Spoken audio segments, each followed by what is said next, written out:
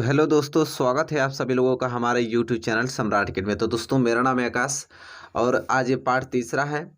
ठीक है, इस समय हम लोग चैप्टर दूसरा पढ़ रहे हैं, क्लास 11th का फिजिक्स पढ़ रहे हैं और ये आज पार्ट तीसरा में आज हम डिस्कस करने वाले हैं। अगर पार्ट पहला और पार्ट दूसरा नहीं देखें तो डिस्क्रिप्शन में लिंक मिलेगा, वहाँ से देख सकते हैं, या तो चैनल के प्लेलिस्ट पे चलिए, वहाँ से मिल सकता है। ठीक है, तो चलिए आज पार्ट तीसरा में बात करने वाले हैं कि सामान्य एसआई पूर्व लग्न तथा उनके प्रतीक। इसके पहले एसआई के जितने भी मूल मात्रक थे और पूरक मात्रक थे और कुछ व्युत्पन्न मात्रक थे, उनके सारे परिभाषा मैंने अच्छे तरीके से बता दिया था अगले वीडियो में।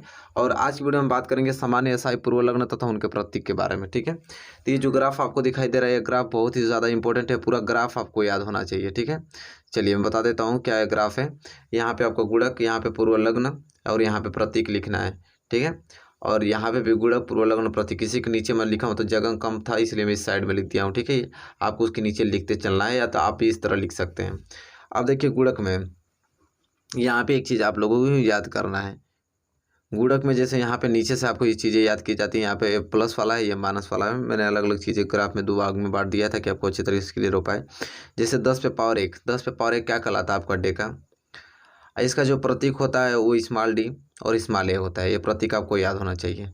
ठीक है, तो 10 पे पावर 1 क्या कहलाता है, डेका कहलाता है, याद होना चाहिए। 10 पे पावर 1 डेका, 10 पे पावर 2 हेक्टो, 10 पे पावर 2 क्या कहलाता है, हेक्टो, और ये इसका प्रतीक होता है स्मॉल एच। ठीक है, इसी प्रकार 10 पे पावर 3, 10 पे पावर 3 क्या कहलाता है, किलो कहलाता है, क्योंकि 1000 ग्राम होता है इसमें। 10 पे पावर 3 का मतलब क्या होता है, 1000, 1000 ग्राम मतलब 1 किलो।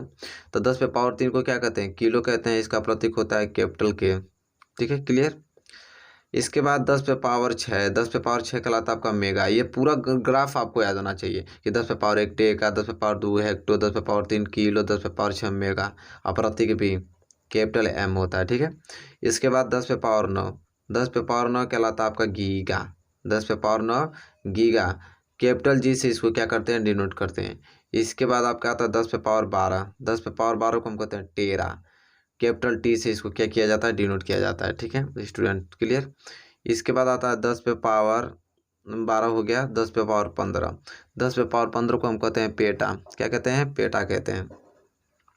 और कैपिटल पी इसका क्या प्रतीक होता है। इसके पावर 10 पे पावर 18, 10 पे पावर 18 को हेक्सा, ठीक है, हेक्सा कैपिटल ई से डिनोट करते हैं। अब इतना ही चीज़ 10 पे पावर 1 से लेके कहाँ तक, 10 पे पावर 18 तक हम लोग पढ़ें कि 10 पे पावर 1, 10 पे पावर 2, 10 पे पावर 3, फिर 10 पे पावर 6, 10 पे पावर 9, 10 पे पावर 12, 10 पे पावर 15, 10 पे पावर 18 को इनको क्या, deca, hecto, kilo, mega, giga, tera, peta, hexa. ठीक है, एक आता है। अब जस्ट इसी का घात अगर माइनस में कर दिया जाए, 10 पे पावर 1 को हम डेका कहते थे, 10 पे पावर माइनस 1 आ जाएगा तो क्या हो जाएगा, वो डेसी, क्या कहलाएगा, डेसी, और कैपिटल डी से डिनोट करते हैं, अरे स्मॉल डी से डिनोट करते हैं। ठीक है, इसी तरह 10 पे पावर 2 को हम हेक्टो कहते थे, तो 10 पे पावर माइनस 2 को हम क्या कहेंगे, 10 पे पावर माइनस 2 को हम सेंटी कहते हैं, क्या कहते हैं, सेंटी। और यहाँ पे कैपिटल सी इसको डिनोट और स्मॉल सी इसको क्या करते हैं, डिनोट करते हैं। ठीक है, इसके बाद 10 पे पावर माइनस 3, 10 पे पावर माइनस 3 को हम मिली कहते हैं, क्या कहते हैं, मिली, स्मॉल एम से इसको क्या करते हैं, डिनोट करते हैं। फिर 10 पे पावर माइनस 6 माइक्रो, ठीक है, यह प्रतीक होता है माइक्रो का, जैसा आप लोग भी जानते हैं। फिर 10 पे पावर 9 नैनो, ठीक है, स्मॉल एन से डिनोट करते हैं। 10 पे पावर माइनस 12 पी को, देखिए ये ग्राफ याद होना चाहिए, बाद में तब क्वेश्चन करेंगे तो इनका पूरा रोल रहेगा। ठीक है, तो ये ग्राफ याद कर लीजिए, 10 पे पावर माइनस 12 पी को, ठीक है, पी से डिनोट करते हैं। 10 पे power minus 15 facto, small F से। 10 पे पावर माइनस 18 एटो, स्मॉल एस से। तो ये जो चार्ट आपको दिखाई दे रहा है, पूरा चार्ट आप इस तरह में दिखा देता हूँ, पूरा आप लोग लिख लीजिए कि सामान्य साई के पूर्व लग्न तथा उनके प्रतीक हैं। ठीक है, तब क्वेश्चन में कराऊंगा तो ये तुरंत आपको 10 पे पावर 1 आ जाएगा तो वहाँ डेका लिखना पड़ेगा। 10 पे पावर 2 हेक्टो, 10 पे पावर 3 किलो, 10 पे पावर 6 मेगा, 10 पे पावर 9 गीगा, 10 पे पावर 12 टेरा, 10 पे पावर 15 पेटा, 10 पे पावर 18 हेक्सा।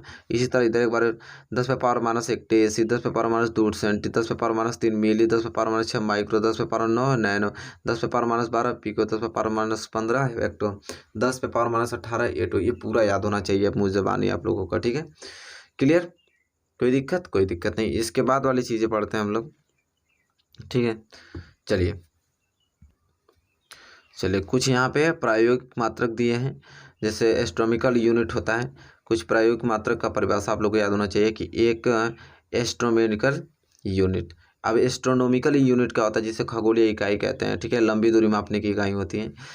एक एस्ट्रोनॉमिकल कहलाता है कि पृथ्वी से लेकर सूर्य के बीच, पृथ्वी से सूर्य के बीच जो उनके बीच की दूरी औसत दूरी होती है, उन्हें हम एक एस्ट्रोनॉमिकल यूनिट कहते हैं। औसत दूरी का मतलब कि इसकी दूरी निश्चित नहीं होती है, ठीक है, कभी कम बेसी, मतलब कि जैसे जानते हैं आप लोग, पृथ्वी सूर्य का चक्कर लगाती है, ठीक है, तो इसका एवरेज दूरी बना रहता है कम बेसी, लेकिन इसका मतलब ये चीज़ होता है कि पृथ्वी और सूर्य के औसत दूरी को हम कहते हैं एक एस्ट्रोनॉमिकल यूनिट कहते हैं, ठीक है। एक एस्ट्रोनॉमिकल बराबर क्या होता है, 1.496 इंटू 10⁻11 मीटर होता है, ठीक है। ये आपको याद होना चाहिए, पेपर में पूछ लेता है कि एक एस्ट्रोनॉमिकल यूनिट बराबर कितना होता है, कितना मीटर, तो 1.496 इंटू 10⁻11 मीटर होता है, ठीक है, याद कर लीजिएगा, ठीक है। इसके बाद आपका आता है कुछ प्रायोगिक मात्रक, जैसे एक प्रकाश वर्ष, एक प्रकाश ये भी दूरी मापने का इकाई होता है, ठीक है। प्रकाश द्वारा एक वर्ष में तय की दूरी को हम एक प्रकाश वर्ष कहते हैं। प्रकाश द्वारा एक वर्ष में तय की गई दूरी को हम प्रकाश वर्ष कहते हैं स्टूडेंट, ठीक है। इसे लाइट ईयर भी कहते हैं, ठीक है, क्या कहते हैं, लाइट ईयर। प्रकाश वर्ष को लाइट, तो 1 लाइट ईयर, तो ये स्मॉल एल और वाई से डिनोट करते हैं इसको, लाइट ईयर से, ठीक है। क्लियर हो गया होगा। देखिए एक लाइट ईयर बराबर कितना मीटर होता है, तो 9.46 इंटू 10⁻15 मीटर होता है। जैसे एक लाइट ईयर निकालना हो तो 365, क्या करा कि प्रकाश द्वारा एक वर्ष में तय की गई दूरी, तो एक वर्ष में कितने दिन होता है, 365। 365 को मैं 24 से यहाँ पे गुणा कर दिया, ठीक है, दिन में चेंज करने के लिए, अरे घंटे में चेंज करने के लिए, 24 घंटे का एक दिन तो होता है, तो 24 का गुणा मैं कर दिया घंटे में चेंज करने के लिए, फिर 60 का गुणा कर दिया मिनट में चेंज करने के लिए, फिर 60 का गुणा कर दिया सेकेंड में चेंज करने के लिए, ठीक है, क्लियर हो गया। और प्रकाश द्वारा निर्वात में चालू उसकी 3 × 10⁻8 मीटर होता है, तो उसका मैंने गुणा कर दिया, ठीक है। अब इसका पूरा कैलकुलेट कर तब करेंगे तो वो इतना आएगा, एक लाइट ईयर बराबर 9.46 इंटू 10⁻15 मीटर आएगा, ठीक है, इसको कैलकुलेट करने पर। चलिए देखिए, मैं अच्छे तरीके से लिख के रहा हूँ, तो मैं समझाया हूँ, यहाँ पर अच्छे तरीके से लिखे लिखे आया हूँ, हेडिंग डाल दीजिए कि कुछ अन्य प्रायोगिक मात्रक, कुछ अन्य प्रायोगिक मात्रक जैसे खगोलीय इकाई या खगोलीय मात्रक ये सब है, एस्ट्रोनॉमिकल यूनिट, इसे फर्स्ट इसको ये साइन से डिनोट करते हैं एस्ट्रोनॉमिकल यूनिट को। अब ये क्या होता है, मैं यहाँ डिफिनेशन अच्छे तरीके से लिखा हूँ कि सूर्य और पृथ्वी के केंद्र के बीच की औसत दूरी, सूर्य और पृथ्वी के केंद्र के बीच की औसत दूरी एक खगोलीय इकाई कहलाती है, और एक खगोलीय इकाई बराबर 1.496 इंटू 10⁻11 मीटर होता है, ठीक है। तो अभी जस्ट क्लियर किया हूँ, ये आपको क्लियर हो जाना चाहिए, ठीक है। चलिए इसके बाद एक प्रकाश वर्ष, ठीक है, प्रकाश वर्ष जिसे लाइट ईयर कहते हैं, ठीक है, इसे इस प्रकार डिनोट करते हैं शॉर्ट फॉर्म में। तो प्रकाश द्वारा निर्वात में, निर्वात मतलब कि जहाँ हवा भी ना हो, ठीक है, एकदम पूरा खाली हो, एक प्रकाश द्वारा निर्वात में एक वर्ष में तय दूरी एक प्रकाश वर्ष के बराबर होती है। प्रकाश द्वारा निर्वात में एक वर्ष में तय दूरी एक प्रकाश वर्ष के बराबर होती है, और एक लाइट ईयर बराबर 9.46 इंटू 10⁻15 मीटर होता है। ये भी चीज़ें मैंने वहाँ पे पीछे मतलब पीछे तो आप लोगों को क्लियर किया था, ठीक है। तो यहाँ पे इस सारे डिफिनेशन आप नोट कर लीजिए। इसके बाद कुछ खगोलीय इकाई जो है थी वो पारसेक होती है, ठीक है, पारसेक, पैरालेटिकल सेकंड। अब देखिए पारसेक क्या होता है कि जिस दूरी पर एक खगोलीय इकाई लंबी चाप 1 सेकंड का कोण बनाती है, उस दूरी को एक पारसेक कहते हैं। जिस दूरी पर एक खगोलीय इकाई लंबी चाप 1 सेकंड का कोण बनाती है, जैसे यहाँ पे खगोलीय इकाई है, एक चाप द्वारा यहाँ पे एक क्या बनाती है, 1 सेकंड का कोण बनाती है। देखिए एक यहाँ पर डबल डैश कर देंगे तो सेकंड का प्रतीक होता है, 1 सेकंड का कोण बनाती है, तो उसे हम बोलते हैं एक पारसेक, ठीक है। क्लियर हो जाना चाहिए। जैसे कोण निकालने का फार्मूला क्या होता है, कोण को हम किससे डिनोट किए हैं, कोण को हम थीटा से डिनोट किए हैं, चाप को एल से और बटे त्रिज्या को स्मॉल आर से, तो कोण बराबर क्या होता है, चाप बटे त्रिज्या होता है, ठीक है। यहाँ से मैं आर की वैल्यू निकालूं तो क्या हो जाएगा, चाप बटे क्या हो जाएगा, थीटा, ठीक है, इसको हम कह सकते हैं। क्लियर। तो सिंपल परिभाषा है पारसेक का कि जिस दूरी पर खगोलीय इकाई अपने चाप द्वारा 1 सेकंड का कोण बनाती है, तो उस दूरी को हम क्या कहते हैं, पारसेक कहते हैं। क्लियर, ठीक है। चलिए आगे की चीज़ें पढ़ते हैं। चलिए एक चीज़ याद कर लीजिए इसमें कि एक पारसेक बराबर क्या होता है। देखिए इसको मैं सब कुछ डिफाइन कर दिया हूँ कि एक पारसेक बराबर एक एस्ट्रोनॉमिकल बटे यहाँ पे एक सेकेंड का कोण बनाता था। तो एक एस्ट्रोनॉमिकल का आप लोग कितना दिया था, पहले हम पढ़े हैं कि एस्ट्रोनॉमिकल बराबर कितना मीटर होता है, तो 1.496 इंटू 10⁻11 मीटर।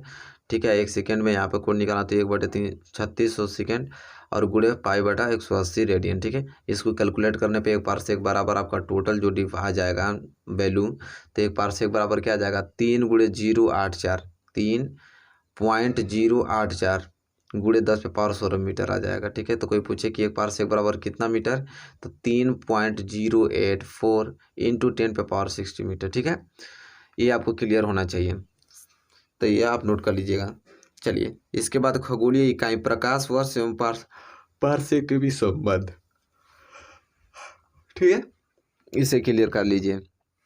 खगोलीय इकाई प्रकाश वर्ष, और देखिए खगोलीय इकाई एस्ट्रोनॉमिकल यूनिट, फिर प्रकाश वर्ष, फिर पारसेक के बीच कुछ संबंध है, इसे आप लोग को याद करना बहुत जरूरी है। ठीक है, ये सारे क्वेश्चन में प्रयोग आएंगे, तो पूरा आप लोगों के एकदम रटे हुए होने चाहिए। ठीक है, ये क्वेश्चन में सभी आएंगे। जैसे एक पारसेक, अब एक पारसेक बराबर क्या होता है, तो जैसा कि देख पा रहे हैं कि 3.084 इंटू 10⁻16 मीटर। ठीक है, एक पारसेक, कोई पूछे एक पारसेक बराबर कितना, तुरंत बताना होगा आपको। ठीक है, इसी तरह एक प्रकाश वर्ष बराबर 6.3 गुणे 10⁻4 एस्ट्रोनॉमिकल यूनिट होता है। ठीक है, इसी प्रकार एक पारसेक बराबर क्या होता है, तो 3.26 प्रकाश वर्ष होता है। ठीक है, ये आपको एकदम याद होनी चाहिए, ये तीनों चीज याद होनी चाहिए। एक पारसेक बराबर इतना मीटर, एक प्रकाश वर्ष बराबर इतना एस्ट्रोनॉमिकल यूनिट, एक पारसेक बराबर इतना प्रकाश वर्ष, एकदम क्लियर होना चाहिए।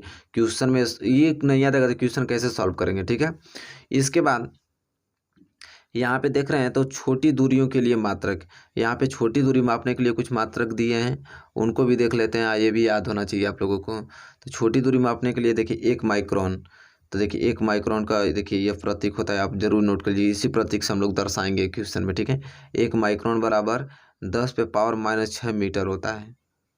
ठीक है, 1 माइक्रोन बराबर 10⁻6 मीटर होता है।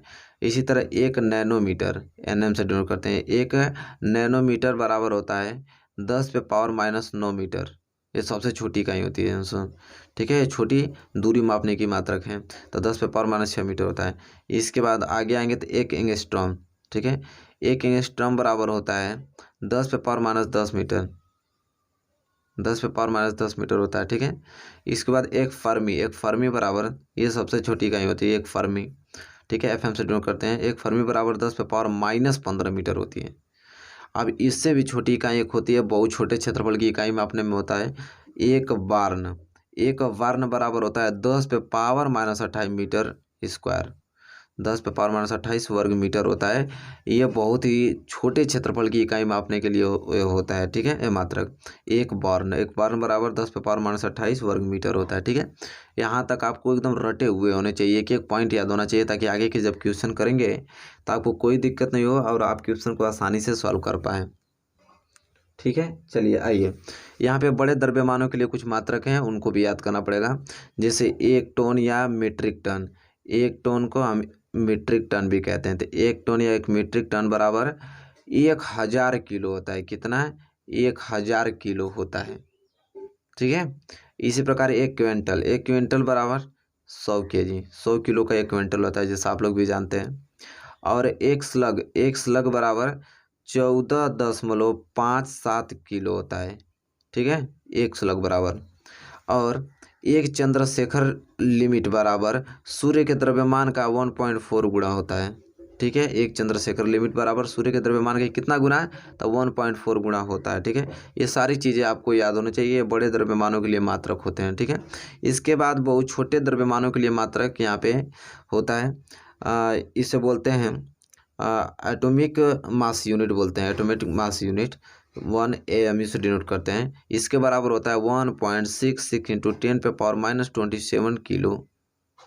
ठीक है, तो ये बहुत ही छोटे द्रव्यमान के लिए यूनिट होता है, एटॉमिक मास यूनिट इसे कहते हैं। ये आपको याद होने ही चाहिए किसी कीमत पे। ठीक है, यहाँ तक क्लियर, यहाँ तक तो कोई दिक्कत नहीं होनी चाहिए आप लोगों को। चलिए आगे पढ़ते हैं। चलिए मेरे प्यारे विद्यार्थियों, आगे देखिए। समय के कुछ मात्रक हैं जिन्हें आपको याद करना बहुत जरूरी है। समय के कुछ मात्रक यहाँ पे सौर दिवस।